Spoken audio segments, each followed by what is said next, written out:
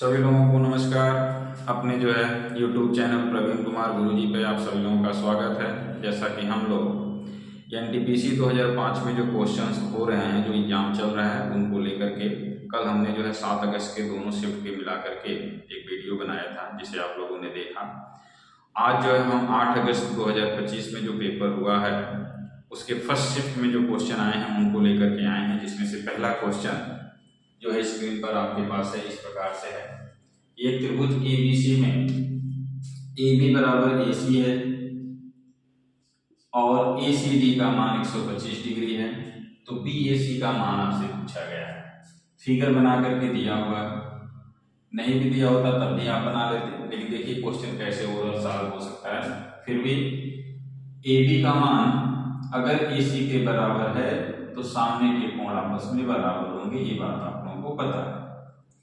और C जो बिंदु पर एक रेखा बन रहा है, तो एक रेखा के ऊपर के सभी कोणों का योग 125 अंश होता है।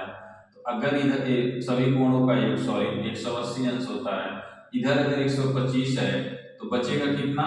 तो आप कहेंगे 55 डिग्री।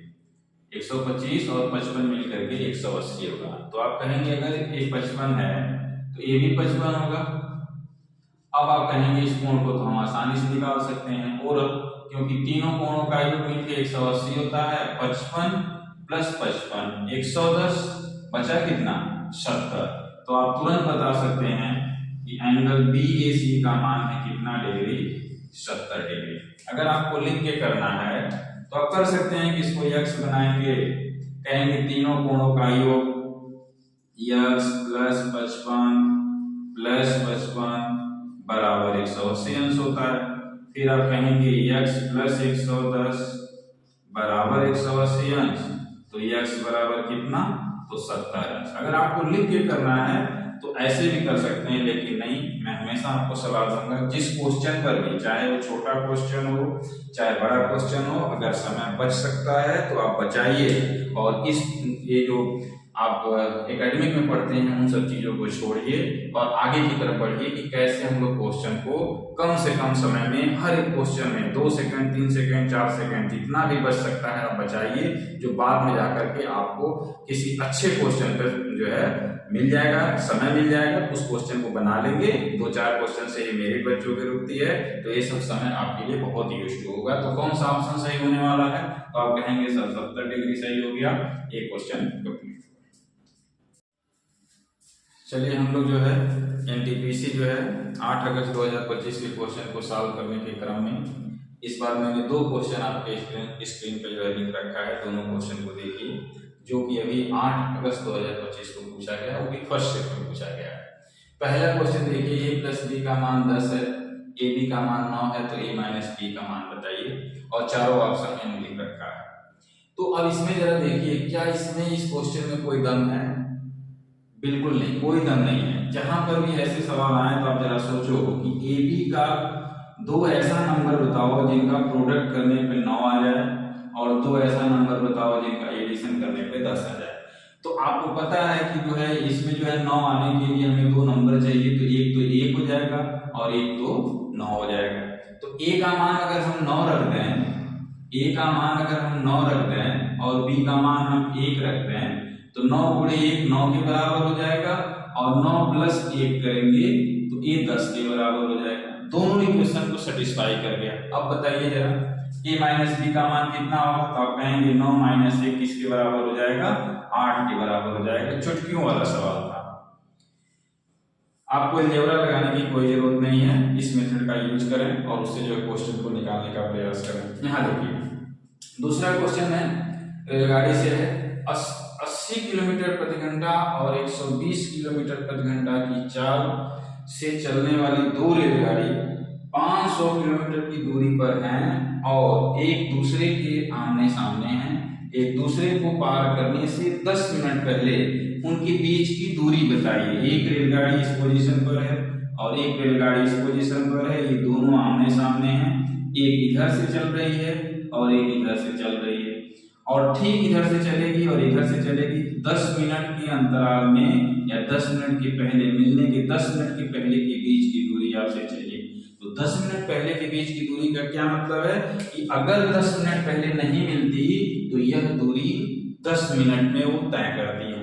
आपको पता है कि दोनों रेलगाड़ी एक तरफ जा रही हैं तो चालों का एडिशन होगा, दोनों रेलगाड़ी अगर विपरीत जा रही हैं तो तारों में चाल में उनमें क्या होगा, अंतर होगा, डिफरेंस होगा। तो आपसे जब ये दूरी पूछ रहा है तो 10 मिनट में ही चली गई दूरी, एक्चुअल में 10 मिनट में चली गई दूरी पूछ रहा है, तो डिस्टेंस कितना आ जाएगा, तो आप कहेंगे कि चाल, अब दोनों एक तरफ आ रहे हैं तो चालों का योग हो जाएगा। और मिनट, कितने मिनट पहले आपसे पूछा गया है तो 10 मिनट, ये मिनट में है तो इसको घंटे में बदल दीजिए, 60 से भाग दे दीजिए। अब आपके पास कितना आ गया, 200, और 200 को 6 से भाग दे दीजिए तो 100/3 हो जाएगा। आपको पता है कि 100/3 किसके बराबर होता है, तो आप कहेंगे 33.33 किलोमीटर के बराबर होगा।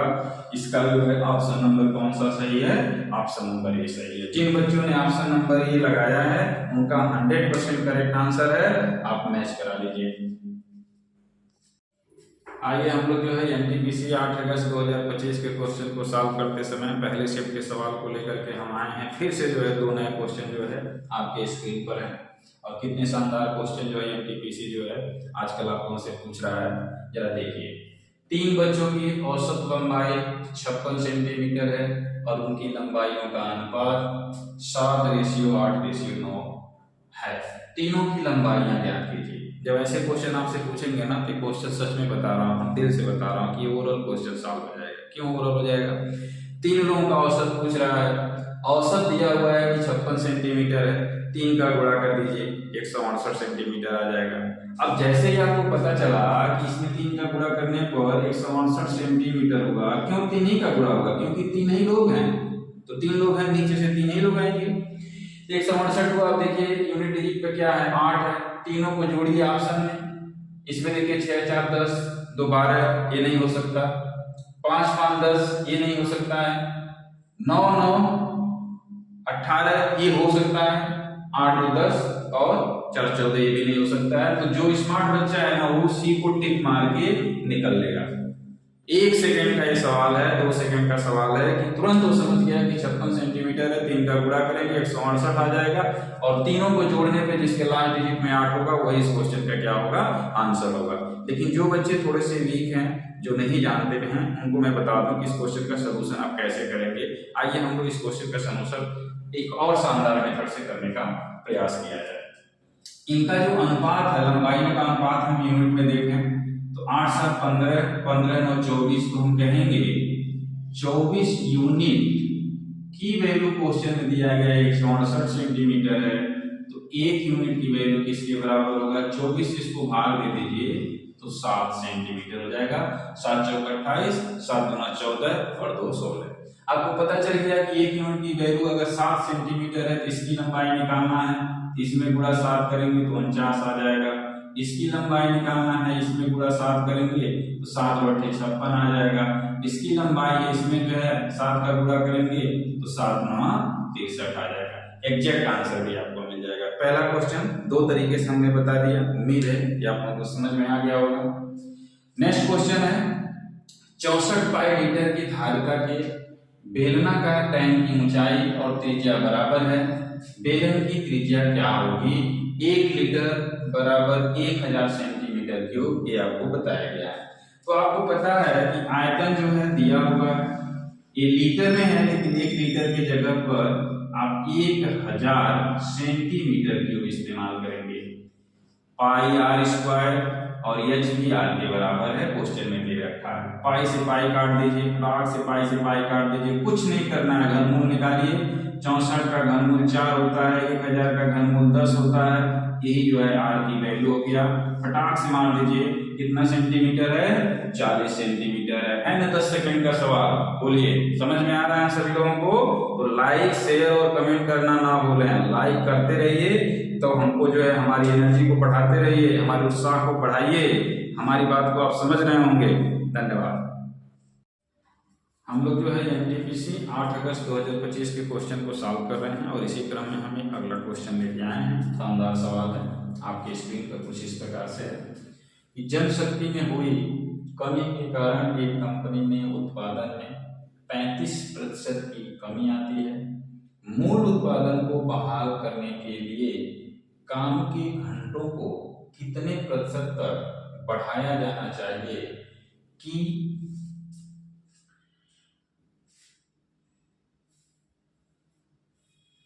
काटो काटो काटो काटो। आइए हम लोग जो है एनटीपीसी 8 अगस्त 2025 के फर्स्ट शिफ्ट से क्वेश्चन को लेकर के आए हैं। अगला क्वेश्चन आपके स्क्रीन पर कुछ इस प्रकार से है कि जनशक्ति में हुई कमी के कारण एक कंपनी के उत्पादन में 35% की कमी आती है, तो मूल उत्पादन को बहाल करने के लिए काम के घंटे को कितने प्रतिशत तक बढ़ाया जाना चाहिए। मैं सबसे पहले आपको ये बता दूं कि जब भी कोई कंपनी उत्पादन करती है तो ये इस बात पर डिपेंड करता है कि कितने आदमी और कितने घंटे काम करते हैं। तो अगर जो है उत्पादन है प्रोडक्ट आपका और आदमी और घंटे के ऊपर डिपेंड करता है, तो आप यहाँ से जरा देखो, ये हमको इधर ट्रांसफर करेंगे तो ये जो है घंटे की व्युत्क्रमानुपाती हो गया, और अगर टी को इधर ट्रांसफर करेंगे तो मैन के व्युत्क्रमानुपाती हो गया। मेरे कहने का मतलब है कि भाई आदमी बढ़ाओगे तो टाइम कम लगेगा, आदमी घटाओगे तो टाइम ज्यादा लगेगा। तो क्वेश्चन में आपसे कह दिया कि मैं तो आदमी को घटा रहा हूँ और आदमी कितने घट रहे हैं, 35% की कमी हो रही है, तो मैन का रेशियो आपको पता चल जाएगा। और 35% की फ्रैक्शन वैल्यू क्या होती है, तो आप कहेंगे 35% का मतलब होता है 35/100, और यहाँ से 5 से काट दीजिए तो ये आ जाएगा 7/20।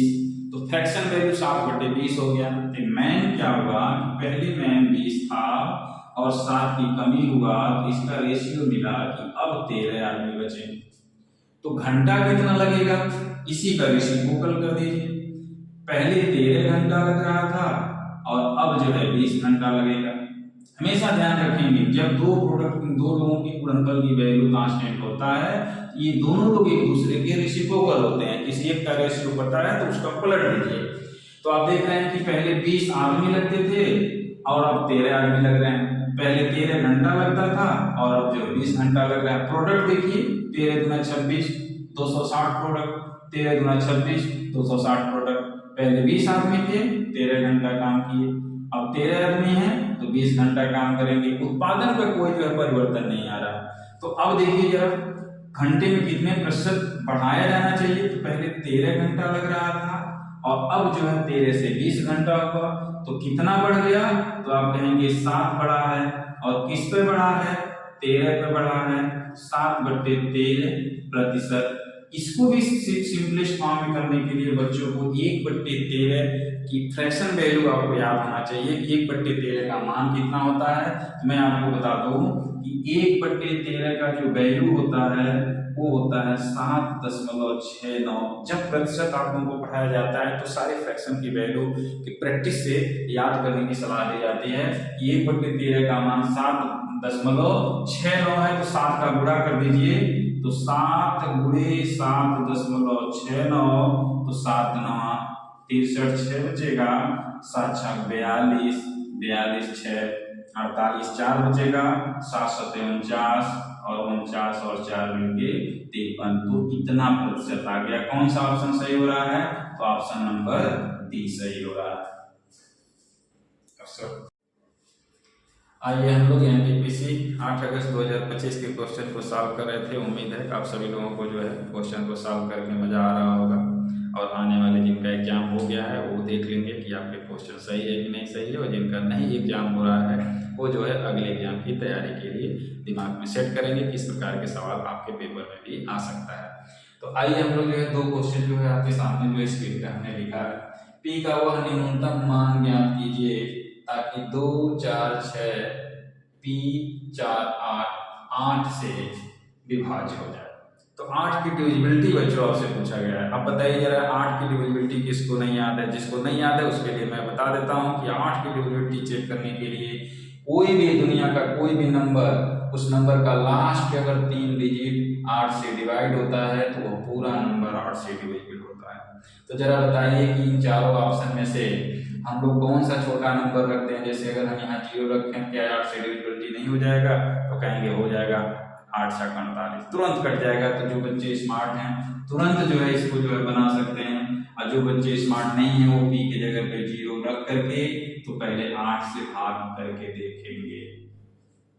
जो बच्चे स्मार्ट नहीं है, देखिए हमने पी की जगह पे 0 रख दिया, अब भाग देंगे तो 8 3 24 हो जाएगा, ये खत्म हो गया, 6 बचा, तो 8 ये भाग नहीं जा रहा है, 0 बढ़ा के 0 और 8 7 56 हुआ, 4 बचा और यहाँ से 4 आ गया तो 8 बचे 40 हो गया, फिर से 4 बचा और 48 हो जाएगा। अगला क्वेश्चन कितना आ जाएगा 48 का। तो ऐसे करेंगे, लेकिन नहीं, मैं आपको सलाह दूंगा ये कतई मत करिए, ऐसा करने की कोई आवश्यकता नहीं है। आप ध्यान रखिए कि लास्ट 3 डिजिट अगर 8 से डिवाइड होने पर कट जा रहा है तो पूरा नंबर जो है 8 से डिवाइड हो जाएगा। अगले क्वेश्चन की तरफ चलिए जरा। 28 और 92 का लघुत्तम समापवर्त ज्ञात कीजिए, और 28 और 92 का लघुत्तम समापवर्त क्या होगा, तो इसको फैक्टर मेथड से आप करने का आदत डालिए। वैसे तो बड़ा नंबर जो है लघुत्तम समापवर्त में होता ही होता है, लेकिन अगर 28 का फैक्टर किया जाए तो आप देखेंगे 2 गुणे 2 गुणे 7 आएगा, और अगर 92 का फैक्टर देखा जाए तो ये आ जाएगा आपके पास 2 गुणे 2 गुणे 23, ये इसकी प्राइम फैक्टर है। जो लघुत्तम समापवर्त होगा वो इनके प्राइम फैक्टर से डिवाइड होगा। तो सबसे पहले कॉमन प्राइम फैक्टर देखिए, तो अगर 4 है तो 4 से डिविजिबिलिटी चेक कीजिए, और 4 की डिविजिबिलिटी क्या होता है कि लास्ट 2 डिजिट 4 से डिवाइड होना चाहिए। अगर ये नहीं डिवाइड हो रहा है तो ये ऑप्शन नहीं हो सकता है। ये डिवाइड हो रहा है तो इसकी संभावना है, ये नहीं डिवाइड हो रहा है तो ये ऑप्शन नहीं हो सकता है। तो चारों ऑप्शन में से 2 ऑप्शन आपके कट गए, बचा कौन, एक बी बच गया है और एक डी बच गया है। अब क्या करेंगे, इस फैक्टर के अलावा और कौन सा फैक्टर है, एक 7 है, एक 23 है, तो 7 से चेक कर लीजिए कि तो 7 से कौन कट रहा है, तो 7 9 63 34 हो जाएगा, ये नहीं कट रहा है, इसका मतलब 100% जो है आपका डी ही आंसर होगा। ठीक है, वैसे क्रम में आप निकालना चाहो तो निकाल भी सकते हो।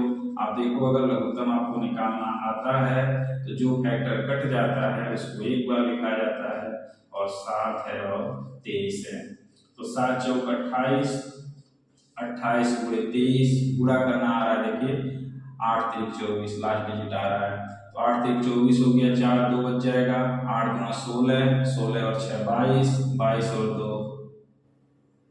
2 24, 2 बचेगा, 2 दूना 4, 4 और 2 6। तो गुणा भी करके आप देख सकते हैं, मैंने बाई प्रोसेस भी आपको बता दिया और बाई ऑप्शन भी हमने आपको बता दिया। स्मार्ट कैलकुलेशन करें और ये हमेशा ध्यान दें, समय बचाने का प्रयास करें।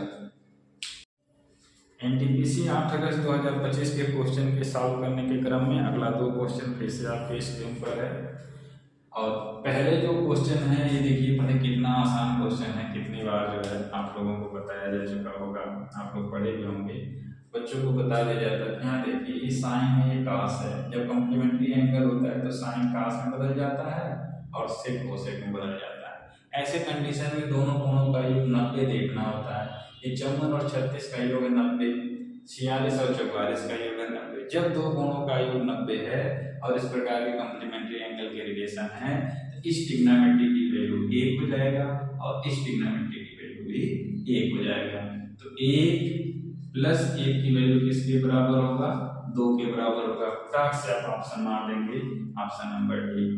नीचे वाले क्वेश्चन की तरफ चलेंगे। एक दुकानदार का दावा है कि वह चीनी 23 रुपए किलो बेच रहा है, जिसकी कीमत उसे 25 रुपए किलो है, लेकिन वह 1000 ग्राम के बदले में 800 ग्राम 1000 ग्राम के बदले में 800 ग्राम दे रहा है, तो उसका प्रतिशत लाभ हो रहा है या हानि हो रहा है, ये आपको बताना है। चला बताइए यार, 25 रुपया खरीद के कौन आदमी है जो 23 रुपये बेचेगा? भाई 23 रुपये बेचेगा, जाहिर सी बात है वो आपसे बट्टे में मारेगा, 1000 की जगह पे 800 ग्राम देगा या 1000 की जगह पे 600 ग्राम देगा। तो दुकानदार ने भी यही किया है कि 23 रुपये में खरीद करके वो जो है 25 रुपये में खरीद करके वो 23 रुपये में बेच रहा है, और आप कह रहे हैं बड़ा सस्ता दे रहा है, चलो माल खरीद लेते हैं।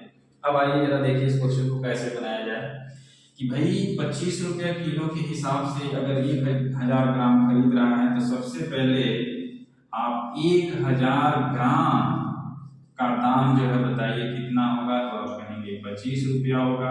अगर हम इससे कैंसिल आउट करते हैं 40 ग्राम का दाम आ जाएगा बच्चों 1 रुपया। आपके पास कितना ग्राम दे रहा है वो 800 ग्राम, तो इसको 800 ग्राम बनाने के लिए 20 का गुणा कर दीजिए, तो 800 ग्राम का दाम कितना आ जाएगा, तो आप कहेंगे 20 रुपया हो जाएगा। अब देखिए जितना उसको खरीदा है, कितना 800 ग्राम खरीदा होगा, तो दाम कितना लगा 20 रुपए। अब आपको 800 ग्राम दे रहा है तो कितने में दे रहा है 23 रुपए। तब कहेंगे सर बहुत स्मार्ट दुकानदार है, 20 रुपया में खरीद के 23 रुपया में दे रहा है, हमसे तो 3 रुपया कमा रहा है। तो भाई 3 रुपया का अगर कमाएगा तो लाभ ही होगा। 3 का लाभ हो रहा है, किस पर हो रहा है 20 पर हो रहा है। तो प्रतिशत में लाभ बताइए, तो आपका लाभ प्रतिशत आ जाएगा आपके पास कितना 20 25 100 5 15%। तुरंत आपका आंसर मिला। और ऑप्शन में देखिए 15% कहाँ पर है, ऑप्शन नंबर ए है। बच्चों मैं कितनी मेहनत से आपके लिए जो है ये सब सारी चीजें कंटेंट को लिख रहा हूँ। आप लोग लाइक शेयर और कमेंट करना ना भूलें। देख रहे हैं, बहुत मुझे अच्छा लग रहा है कि जब आप जो है आप देखते हैं वीडियो को, पढ़ते हैं, तो मेरी एनर्जी जो है बढ़ रही है कि हाँ हमारे बच्चों को इसका लाभ मिल रहा है, कि जो हम मेहनत कर रहे हैं उसका आप लाभ उठाइए। अगर आप लाभ उठा रहे हैं तो हमारी एनर्जी अपने आप जो है बढ़ती जा रही है। तो प्लीज लाइक शेयर और कमेंट करना ना भूलें। इसी के साथ आज जो है क्लास को ओवर करते हैं। अब अगला जितने क्वेश्चन बचा होगा अगले वीडियो में बना करके आपको दे दिया जाएगा।